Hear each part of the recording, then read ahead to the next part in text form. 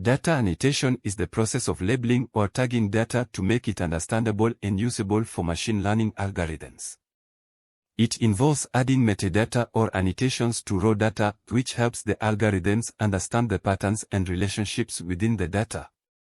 Data annotation is crucial for training supervised machine learning models as it provides the ground truth or correct answers that the model needs to learn from. There are various types of data annotation depending on the type of machine learning task. Image annotation involves marking objects, regions, or key points within an image. Common types include bounding boxes, polygons, and semantic segmentation. Text annotation involves labeling parts of a text, such as named entity recognition, sentiment analysis, or text classification. Audio annotation involves transcribing speech or labeling specific sound events in an audio clip. Video annotation is similar to image annotation but applied to video frames, often used in action recognition and object tracking. Time series annotation involves labeling specific events or anomalies within time series data.